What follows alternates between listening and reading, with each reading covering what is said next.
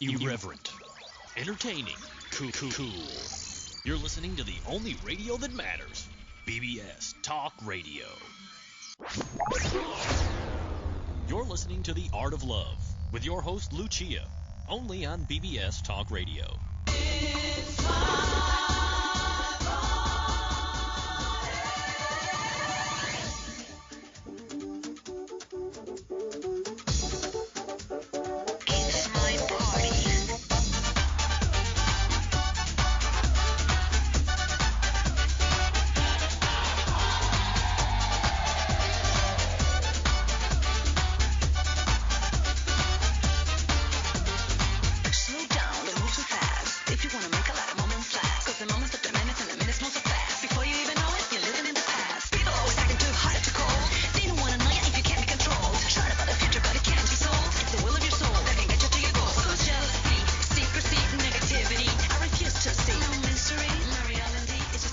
Hello, it's Lucia. Doesn't that music make you just want to get up and dance? I hope you're already getting up and dancing. This is The Art of Love. I'm your host and a dating expert. Welcome to another wonderful show. I promise you, it is about sensuality. So this show is more for women than men, but I'm sure men will be interested in hearing what my guest has to say when she calls in a few minutes.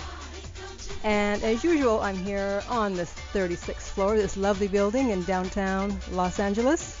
Here to help you with your dating dilemmas, taking live calls possibly later, having guest authors like the one today, Patty Contenta, to talk about Sensuality Secrets, other dating experts, items in the news, Celebrity Corner. I still need to get to Pink. I missed her last time. Hopefully I'll get to that today. I have something to say about that. And once in a while, I'll let you know what's going on with me. Actually this week, I'll tell you, I had quite an interesting week. The other day, I saw a Victoria's Secret model.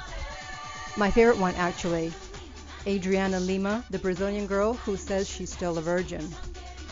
And I just happened to be walking down Melrose.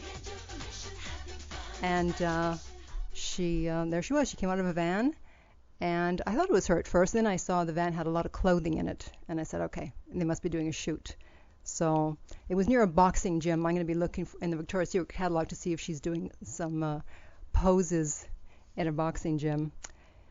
And that was one interesting thing for the week. And then I had a letter from this guy, and he wrote a book about dating. And I don't know why he wrote. Well, I think I know why he wrote to me. And saying he's going to be doing these TV shows and blah, blah, blah, yada, yada. I'm like, okay, so why are you telling me?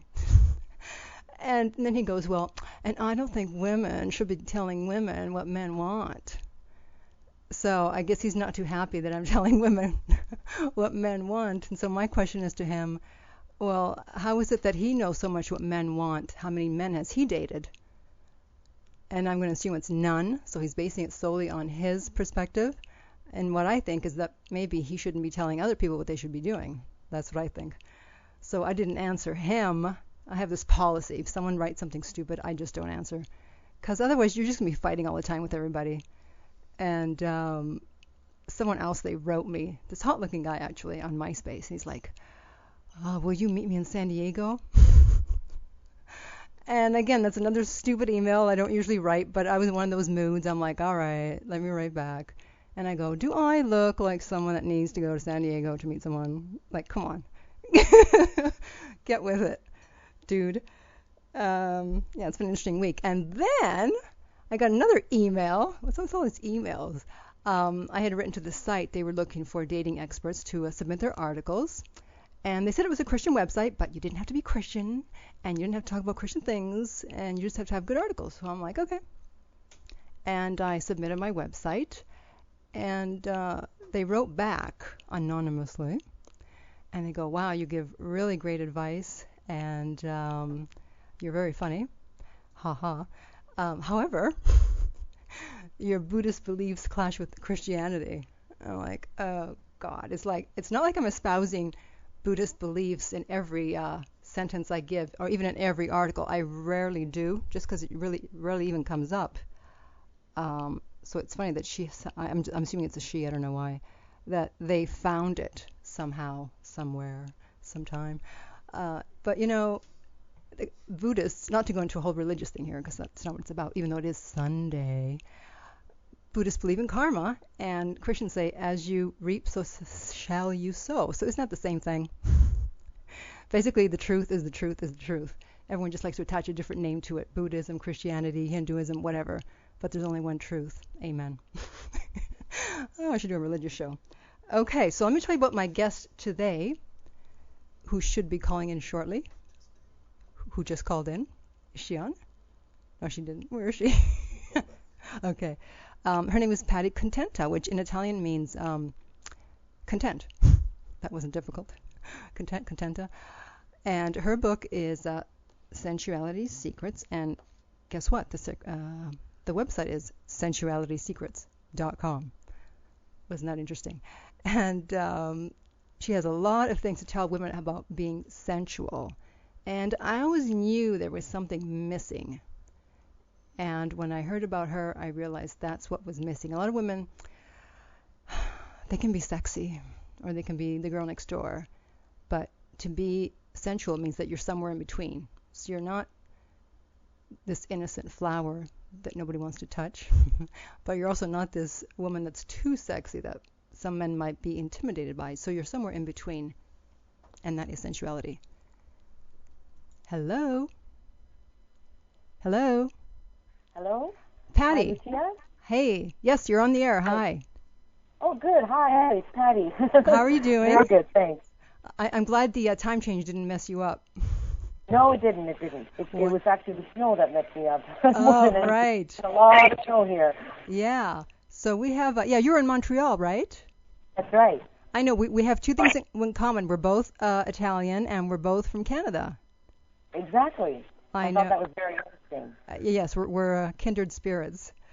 Yes, I guess so. So I have to tell you, when I first found out about you, it came at a very opportune time. Because, okay. I'm here in LA, and as you always hear, there's a lot of beautiful women here. And I was out at this trendy club, and of course, there's a lot of beautiful women running around. They're all dressed very nicely. They have beautiful hair, the nails, the shoes that some of them even knew how to walk in, and, and all that. But I'm looking at them, and I'm thinking, there's something missing. And I didn't know what it was. And lo and behold, when you're in the flow, things come to you. 2 days later, I happened to be listening to the Christian Carter CD that you're on, and there's Patty talking about sensuality. Yes. Oh, my gosh. How interesting. And I said, that's it. That's the missing ingredient. You're right. Yes. It is. It really isn't about the clothes necessarily or how your looks per se, but about how you carry all of that can make a huge difference. Exactly. So I've just introduced you. So why don't you give a little bit of your background, and then I'll ask you some questions.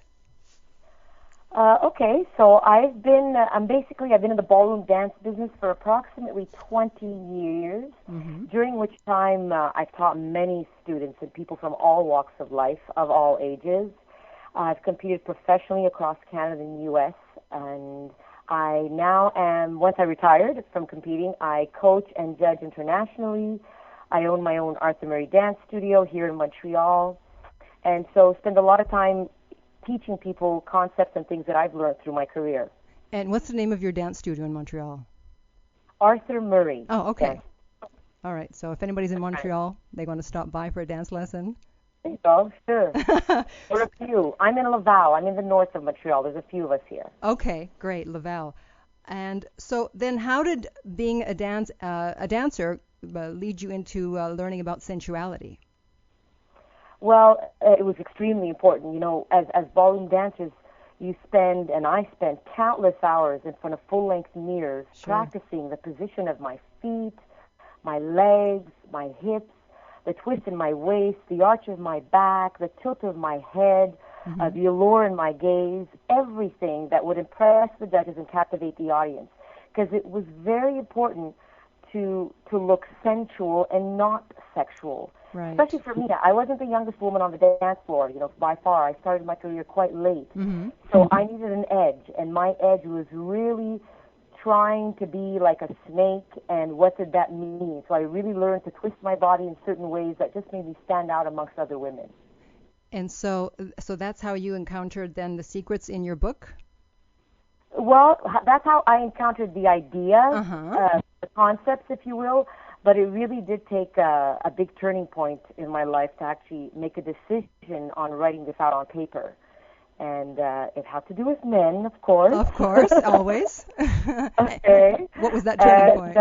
Sorry? What was that turning point? Well, that's it. It was actually, it took a few men. Oh, okay. The first man was my husband. I was married for 5 years, and he had an affair with me. He had an affair, if you know what he had an affair. And it devastated me. I truly couldn't understand how this could happen to me. I came up from an Italian background. He was Italian. We were supposed to have a life together, raise children, and this was a huge turning point. I mean, for 2 years he had an affair. It wasn't just a one-shot thing. And I really lost every sense of self-worth and self-esteem. Wow. And I really began to do, I was saddened. I wasn't hurt or angry. I was hurt. I wasn't angry. I was sad and really trying to figure out why this could happen to me. And you know, I'm an intelligent woman. I'm a competitive ballroom dancer. I'm supposed to ooze sensuality. Why would he go elsewhere? And why did he? If you don't mind my asking, why did he? Did he tell you? Well, I mean, I think he didn't. He didn't tell me specifically. You know, every woman wants to know why. I don't even know if they know why specifically. I can give an idea as to why.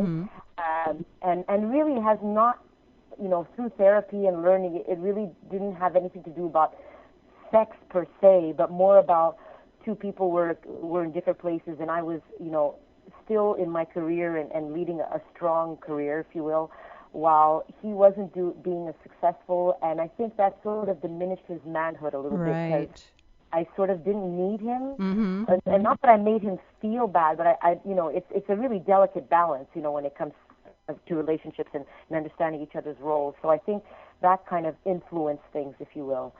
And during that time where I was feeling vulnerable, confused, and trying to deal with all my emotions, along comes man number two, and he was really all the right things. So I thought, you know, he was great, charming, good-looking, dangerous, spontaneous, desirable.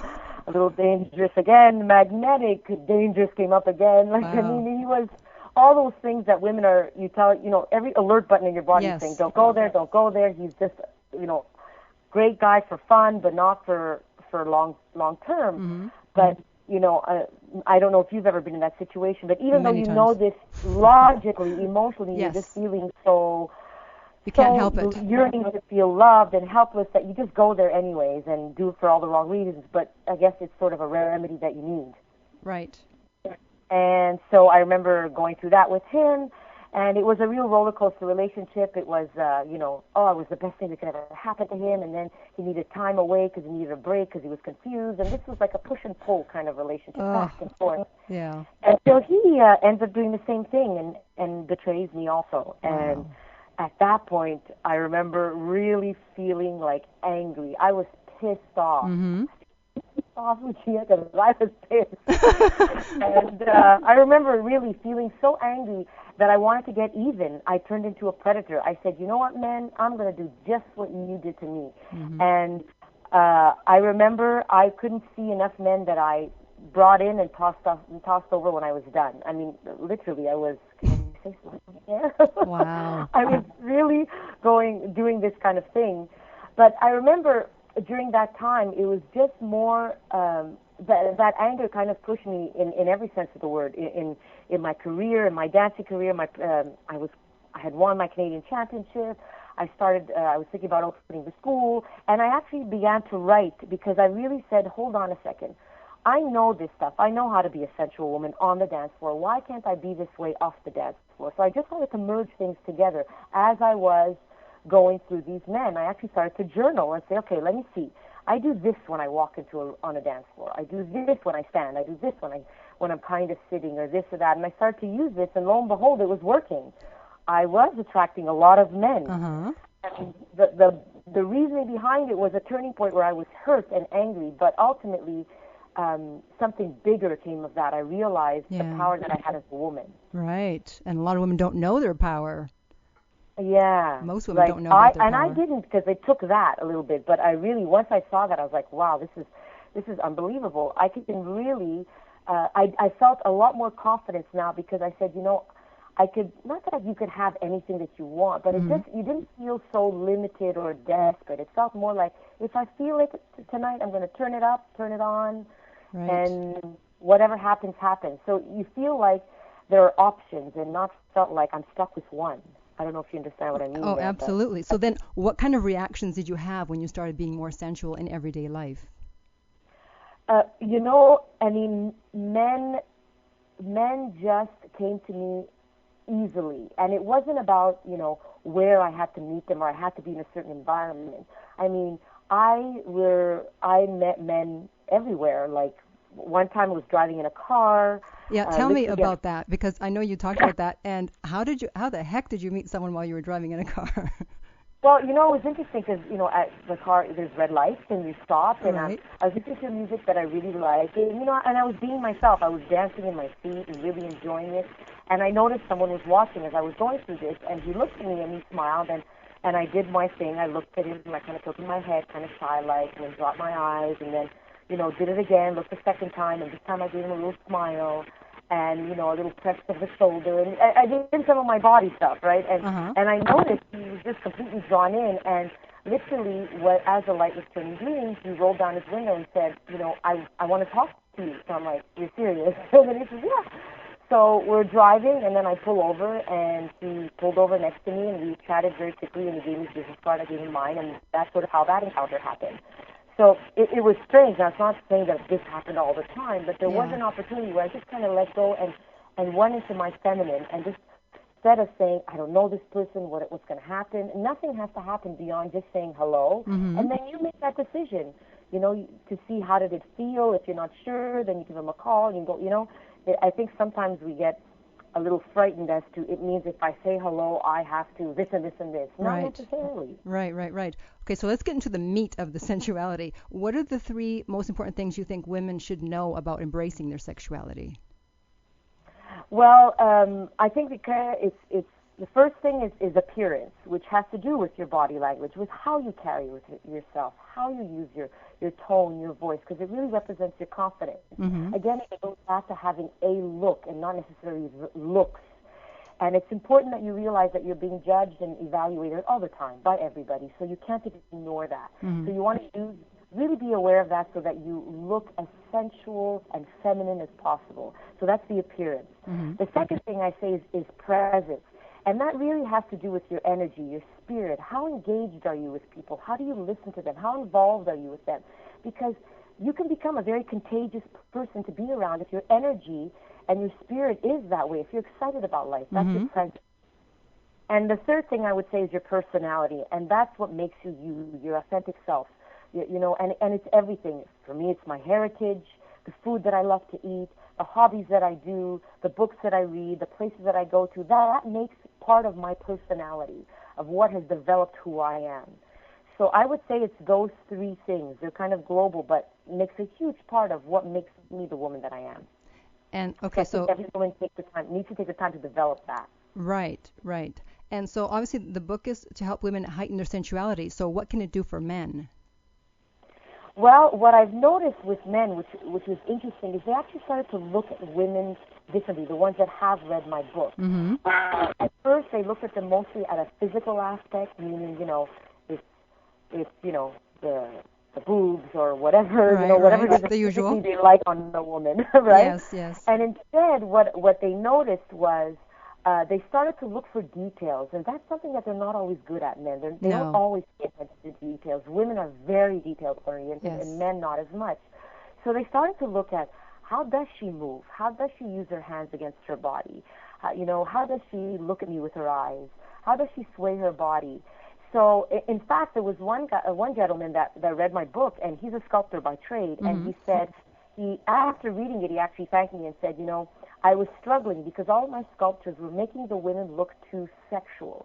And I realized that when I started to position their legs differently and their backs and their arms, they began to have a more sensual allure to them. So it actually taught even someone like him how to look at women differently. Right. And you It mentioned gives you a little bit almost more hope. Sorry, go ahead. you mentioned the walk. So what do you think is the biggest mistake that women make when they walk, especially in high heels? Oh gosh, and the biggest mistake. I mean, first of all, the walk has to be learned on a lower heel before you put heels. I love heels. I mean, if I could exercise in heels, I would. Yeah, me you too. know, like I mean, I think they give a great leg. They push your butt up a little bit, give a slight arch to the back. You know, it's beautiful what the actual silhouette that it gives on a woman. However, when you can't walk in them, you just destroy the silhouette. And ultimately, there's several things that they need to look at. So before you put on a heel, you need to understand how to walk. And one of those things is, you know, you have to understand that your posture and how you stand, that you have to be straight aligned, just at a basic level. Is your weight over your whole foot? Are you leaning forward so that your head and your chest is headed forward when you walk, or are you straight and being moved by your pelvis?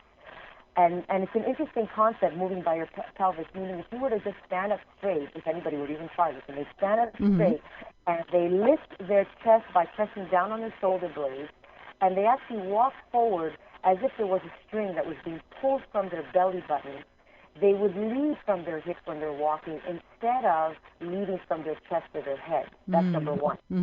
So it's a very subtle difference, but it's huge because we don't realize how just that forward lean changes our whole air. Oh, it does. So it does. So yeah, if you absolutely. walk leading from your hips, you're it'll feel like you're leaning back, but it slows you down a little bit and presents your upper body a little bit more as if it's being exposed in a more beautiful way. Really? Mine is it's interesting with the walk. I wasn't wearing heels and was wearing running shoes, and he said that one of the things that attracted him to me was my walk. Fortunately, apparently I have a nice walk even in running shoes. Even in running shoes, that's great, and it is that. The heels just enhance it, but it's got to be there right at the ABC basic level. That's great. Yeah. So then, what I thought was interesting when you mentioned rubbing your fingers along your neck or your collarbone, that sounds very sexy, and I never thought to do it. So go into a little bit of that. Yeah, well, I believe that women need to be very comfortable with touching themselves. One of the things that I always did in ballroom dancing was learning how to touch myself so that I looked sensual. So what does that mean? It can sound very sexual, but in fact it is not. If you just, for example, when you're sitting across a gentleman or standing in line waiting for coffee, for example, I've met men that way also. Instead of just standing there, if you take your hand, and specifically your middle finger, because it is the longest one in your hand, and you gently, caress, you start from your forehead, and you follow your hairline, and you gently caress your forehead and following your hairline right to behind your ear. And then when you get to the lower end of your head, right down to your neck, there's a beautiful curve there that you might want to rest your hand against, all the way down to you end at your collarbone, and then just gently caress your collarbone. And then when your head is tilted to do that and you just smile, there's something that's very innocent and very open about that, and just welcomes a man into your conversation or into your gaze, instead of leading with your forehead, So just that comfort level of touching your neck and your collarbone, and which makes you sort of tilt your head, and that you're comfortable with that. It just sort of draws a man in. Says, "What did you just do?" I'm not quite sure. Yeah, because I think kind of look, and what's that about? Women don't generally touch themselves in public, if you know what I mean. And it's weird because for me, touching myself could mean even rubbing my shoulder. Just because let's say I've had men offer a massage because I'm rubbing my neck or my shoulder. That's touching yourself. Yeah. If I'm standing in line and I'm doing one of my stances, I touch my thigh or my hip bone, because I like the way my thigh feels. That's what I mean by touching yourself. It just means caressing and feeling good with your body and your skin. So it could be your thigh, it could be your hip bone, it could be your shoulder, your neck, your collarbone, your lower back. I've done lower back, which forces me to arch and kind of press my chest forward when I do that, and that creates a nice little silhouette again. So that's what I mean by touching yourself. It's a caress. It's a feel good. And it really does tell a man that she's comfortable in her own skin, and that's what's alluring and attractive. Right. Not something uncomfortable and tight and tense. Yeah, I have to tell you, I've always loved dance, and I finally started taking dance lessons about 2 years ago. They're not really dance lessons. I just take a dance class at my gym. And Okay, great. it's a combination of like, salsa and I was going to say mambo. Yeah. And so, That's great. you're always touching yourself. So it's always, okay, touch yourself. And I got into this habit, and all of a sudden I felt like I was becoming like more sexual because every time I went to dance class, I had to like touch myself. And I'm like, oh my God, what's happening to me? I blame the dance class. Oh, you blame the dance class. That's good. It's a great thing to blame the dance class for. Yeah. No, it is. It's a good thing to have. So you just really makes you aware that, you have to touch yourself, and people never do because they think. Comfort. It really does. It shows an ease and a comfort about you, that you're not afraid of that.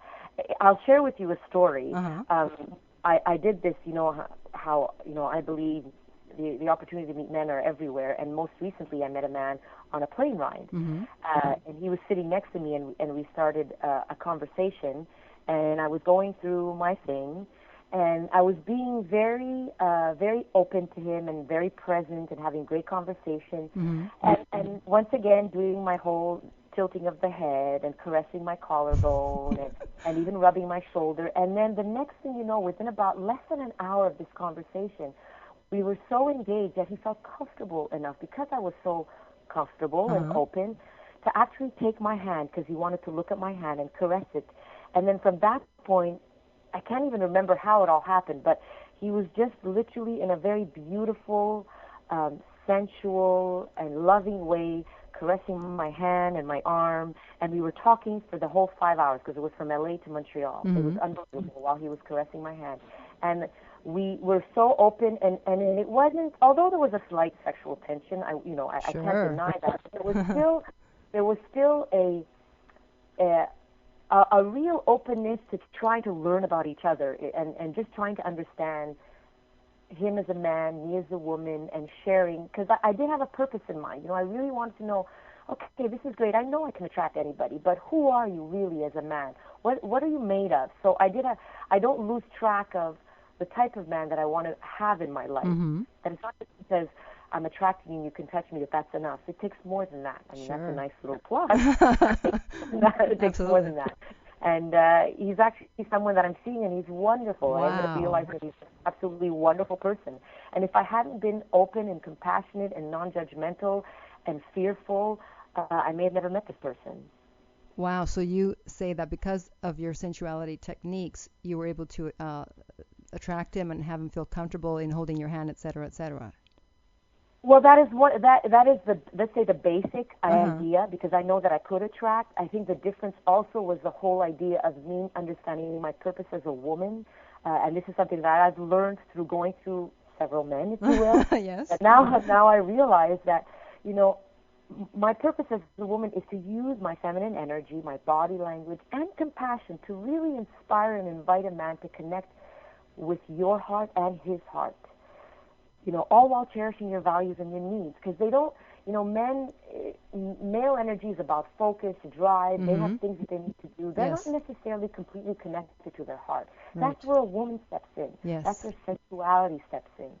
We invite them to their hearts, because they need to take a moment to stop and smell the flowers, and this is what we represent.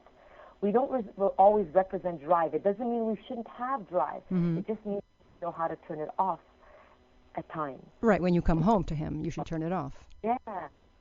Yes, learn how to do that. And so the beauty that we have is when we're aware of our body language and our sensuality, then it becomes a complete magnet to him. He doesn't need someone telling him how to do something. He needs an invitation to experience life. That's what we are there for. I love that definition you gave, that what your purpose as a woman is. I hadn't quite heard it put that way, but I think that's beautiful. Oh, thanks. Yeah. It took a little time of trying and understanding, and finally reading books, and really what it all meant for me, and that's what it meant. So at this point, every man I met, even though I've been hurt and betrayed, I just realized that, we're all trying to get it right. Right. We're all making mistakes. We don't know what we're doing at times. No, we don't. So have compassion.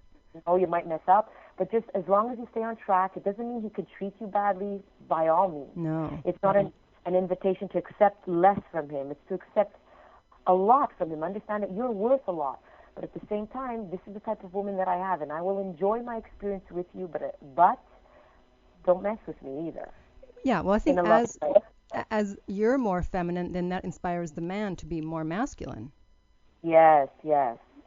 and to be all those things the man's supposed to be that sometimes he isn't. Mm. But that's a talk for another time. Yeah. So, okay, then you also mentioned about your voice. So, can you give me an example of the way your voice should sound when you're speaking to a man? Your voice has to come more from your diaphragm, so that it's a little deeper, calmer, a little slower. Mm-hmm. If I start to change my tone and I go up here and I'm a little tighter and tenser and I'm a little overly excited, it doesn't mean that you can't be that way, but it can be a little annoying because my pitch is a little high.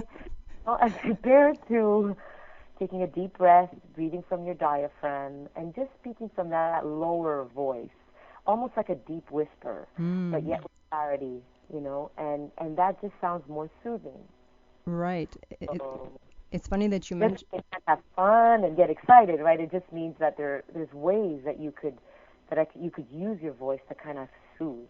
Sorry, I interrupted you. No, I was going to say it's interesting because we have the election going on here, and Hillary Clinton is, of course, campaigning, and I hear all the men complaining that during her speeches she's got this shrill, shrieking voice as she's yelling.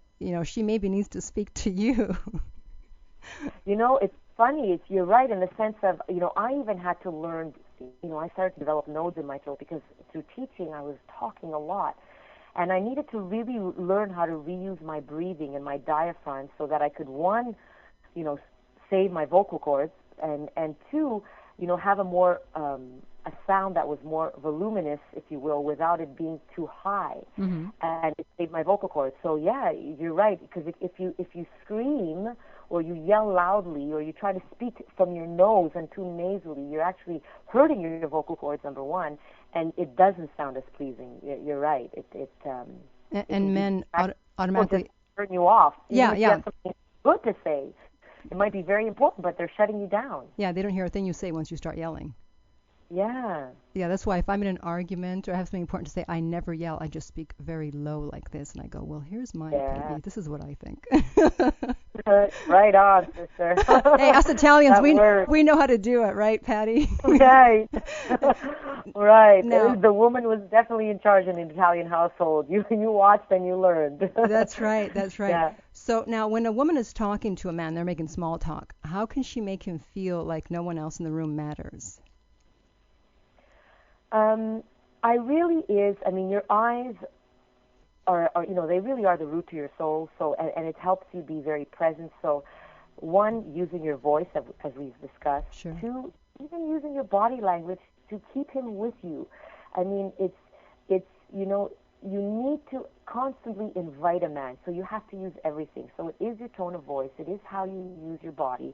So that, when you are listening in, for example, if you're face-to-face with him, if you lean in and your forehead is forward and you're leaning on against your elbows, he'll listen, but more fearfully, because it almost feels like an attack as compared to sit back, lean back, touch yourself in a loving way, caress, smile, keep your eyes with his so that he stays engaged, and then ask questions. Check in with him. Does he hear? Does he understand what you're saying? Yeah. Using your words to just say, so do you understand what I mean? What I'm saying about this is how I feel about that. What do you think?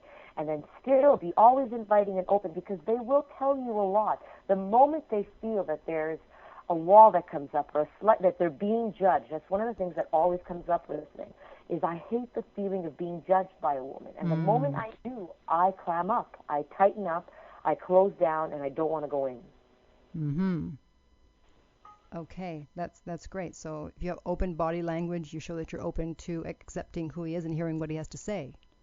Yeah, and yeah, exactly. Because like I said, we're all kind of trying to get it right, and he may say something that, even when he says something that doesn't agree with you. Yeah. Because they often do. But you know what? If you cringe, and it's hard for you not to cringe as a woman, because there's something like, I can't believe you just said that. Right. But at the same time, you know what? They are different than we are. And if we keep cringing and keep putting up that wall, they will not allow themselves to show their vulnerability. And it's when they can show that, can we actually talk at the same level. And also, when a man is comfortable being vulnerable with you, that's when he's able to fall in love with you also. Yes. Now, since you've written the book, are there any other things that you've learned that you'd like to share? That was the biggest thing that since I've written the book was exactly that, was the fact that at the beginning it was more about just picking up men. And then it turned more into, there's more to it than just picking up men and flirting. Mm-hmm. This is about embracing who I am as a woman and my purpose as a woman. And so when I use my techniques for flirting or attracting with my underlining purpose, it was more magical and more powerful and more empowering to me. And so, and I realized that I could choose, that it was such a wonderful gift that, that I gave, that I shared with some people, some men, in a very loving way. So it just changed the reason behind why I did it, because I understood the bigger power and impact of it. Mm-hmm. And so it really helped me with my feminine essence more, not just attract, but there's an essence about me.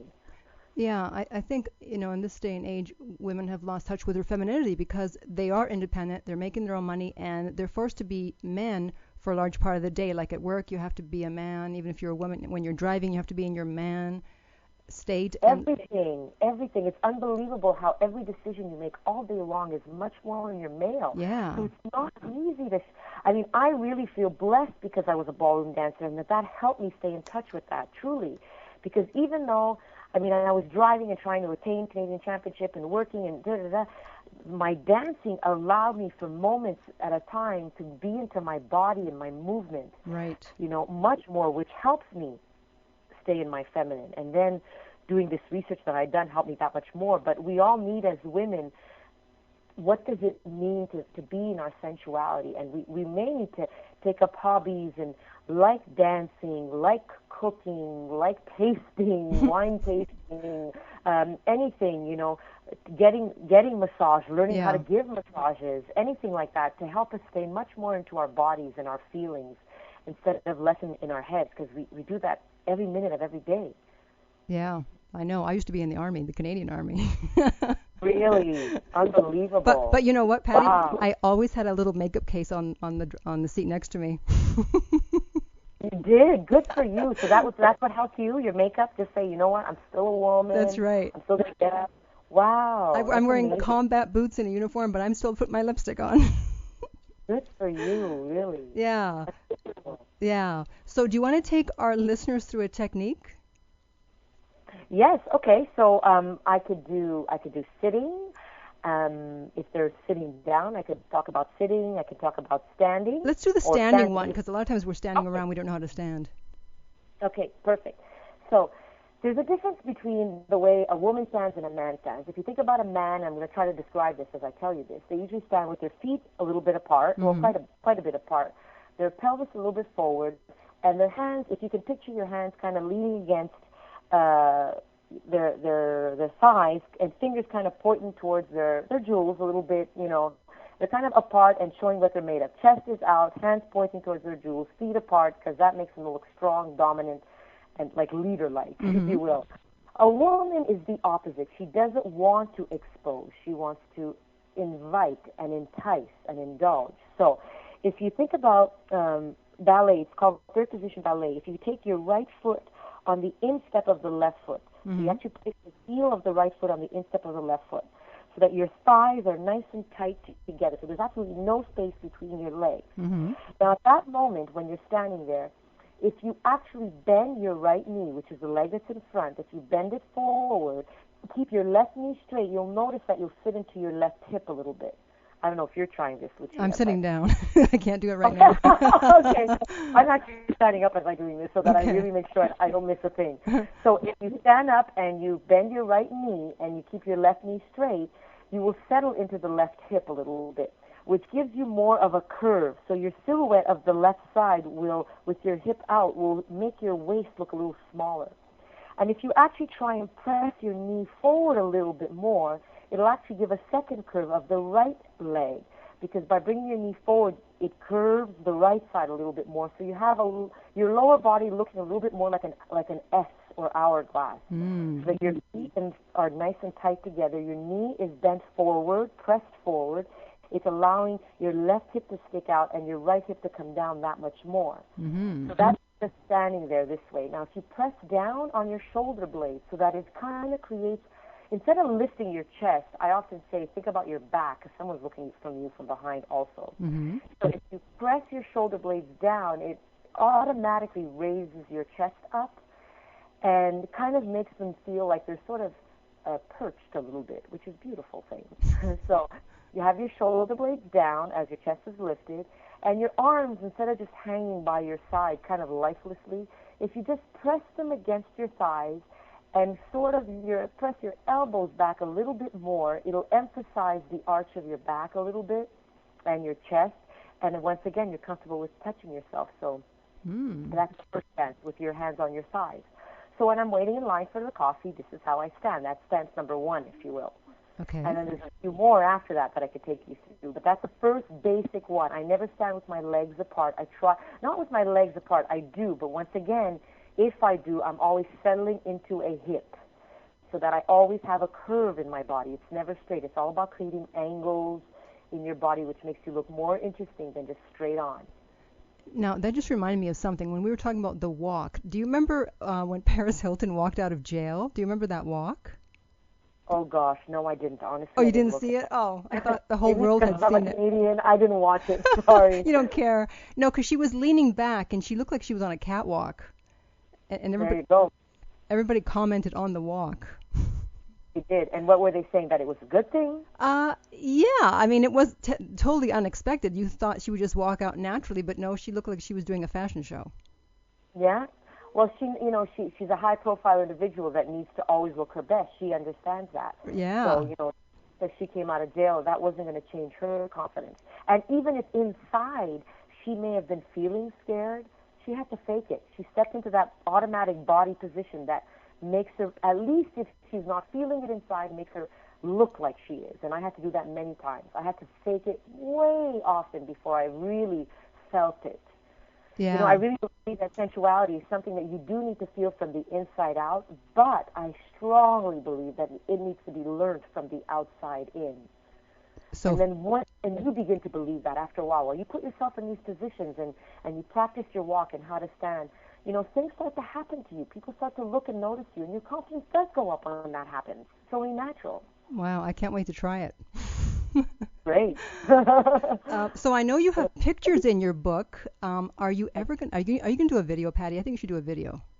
I am. I'm in the process good. of putting a video together because it is one of the things that a lot of people have been asking me for. Right. So after, I'm going away to Argentina for 1 week. Nice. To do some wonderful tango dancing, and when I get back, I'm setting all that up so that I do have a DVD ready so that people can actually see it visually, what it is that I do.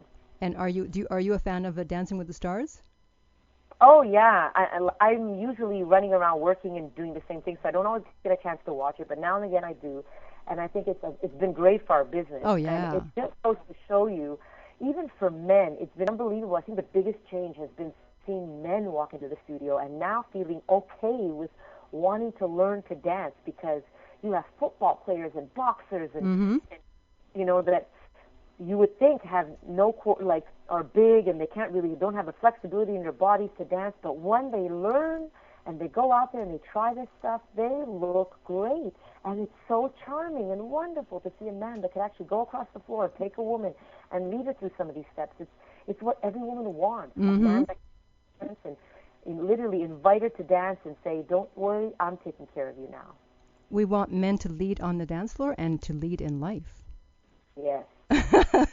Okay, so tell people how they can get in touch with you if they have more questions.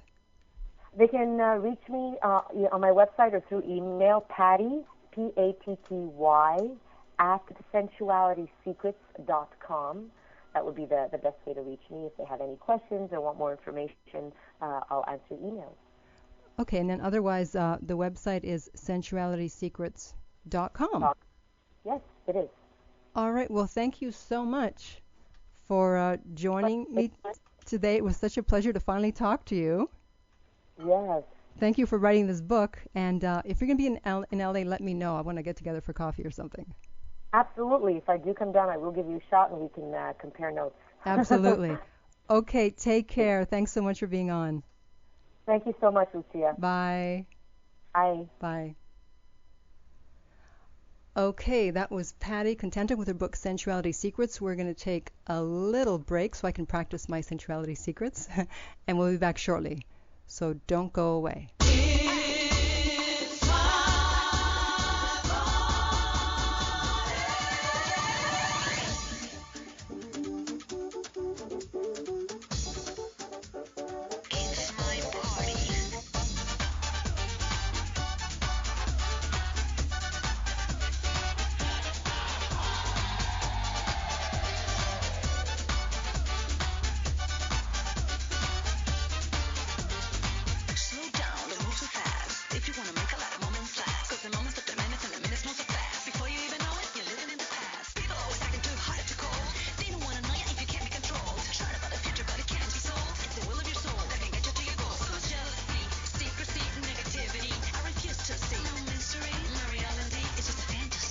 It's my party.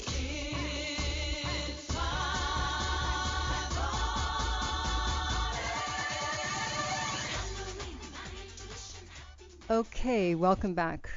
I practiced my sensuality secrets. Now I'm more sensual.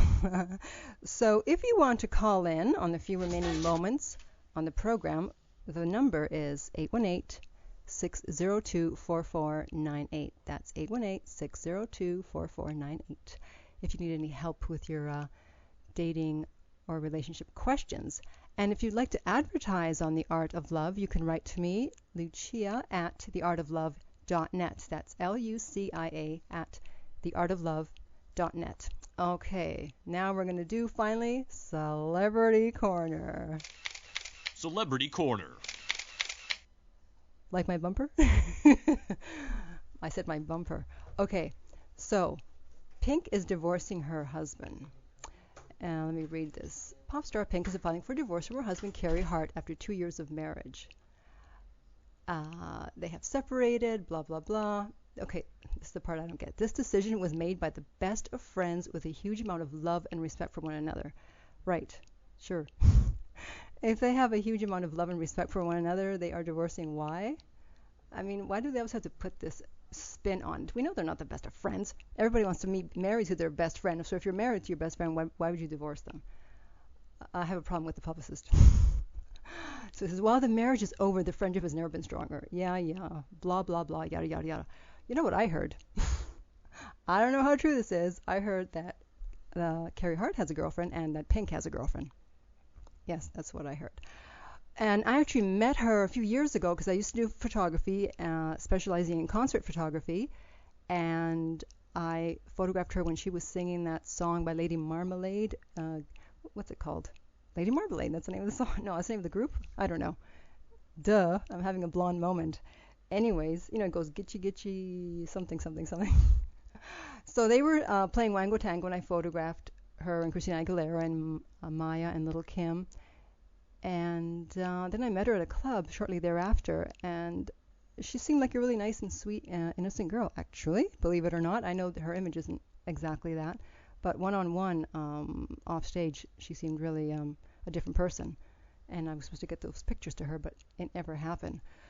So obviously, I'm sorry that they're divorcing, but I think what happens a lot, and obviously I'm not privy to all the information regarding their divorce. I'm not their lawyer, but with these celebrity marriages and divorces, people don't make marriage the priority. And if you don't make the relationship your priority, then it's not going to work, because you're going to be focusing on your career. Your partner is going to be focusing on their career. That's their priority, and it's more like, okay, well, I'll see you when I'll see you. Well, we're social animals. We need to see the person we love. We want to talk to them, touch them, have sex with them, hopefully. And we don't want it to happen once a month. That's not going to work. And after going on like that for a while, where you don't see each other and you miss each other so much, at some point you gotta reach out, or you don't have to, but you want to reach out to someone else, and you're obviously going to reach out to someone that's there, not to someone that's halfway around the world. So a lot of times you see the celebrity divorces. This is the reason, because they're not there. You have to be there. I heard that certain celebrities had rules where they would not go more than 2 weeks without seeing each other, which is a good rule, or that when one of the celebrities was working, the other one wasn't. And that's obviously another good way to do it if you can be selfless enough to do that. But if you're so focused on your career, then you may not want to turn down what you think is a golden opportunity. So I feel that the celebrities will continue to divorce if they don't make their career a priority. The other choice is to marry someone that's not a celebrity. Just marry a regular everyday person. Because there's a lot of great people that are not celebrities. And, most people aren't celebrities, as you know. I know a lot of great guys, great girls. They're hot, they're intelligent, they got things going. They just happen to not be famous, but they would definitely make a great partner. So if there's any celebrities listening, try to go for the normal person. And I know it's not usually what's done, but that's what I would do. If I was a celebrity, when I'm more of a celebrity, I wouldn't even want to date a celebrity. I want to just get a normal person. So that's my take. That's my celebrity corner. All right, there's a few minutes left. My engineer abandoned me. Help. Okay, again, what's the point of giving the phone number? I can't answer if someone answers the phone. Calls on the phone, whatever. And it's hot in here. To quote Nelly, it's hot in her. Okay, I'll do a Q&A. Dear Lucia, I've known this person for a year now. He's very caring, loving, understanding. We're both 27. The problem has to do with commitment. Yeah, what else is new? Earlier, he told me his father is not agreeing and that he is trying. I nagged him once or twice, tried 10 times, then realized that it further complicates things. He even got angry and said, "You are most welcome to do whatever you like." Now, for the last 2 months, I'm not saying anything and once in a while I say, "Please try and talk to your father." At times he just keeps quiet and says nothing. Other times he says, "Everything will be fine. We do have a great future." It's really hurting for me as I don't know what to do. I want things to work out. Please tell me what to do. And my answer to that is, I've never understood this concept of nagging someone to do what they don't want to do. It doesn't work. And obviously, it especially doesn't work when it comes to something serious like marriage. Why would you want to be married to someone who isn't dying to be married to you, right? So he's already made his feelings known, and it's probably still too early to be discussing marriage. You need to either wait another year and see where things are at that point, or leave now. But whatever you do, you got to stop nagging. So that is my email for this week, and it is now time to say goodbye. M-I-C-K-E-Y. And I hope you enjoyed today's show. Today's guest, Patty Contenta at sensualitysecrets.com. Have a great week. I'll have more great guests next week. And remember, love inspires, empowers, uplifts, and enlightens. You're listening to The Art of Love with your host, Lucia, only on BBS Talk Radio.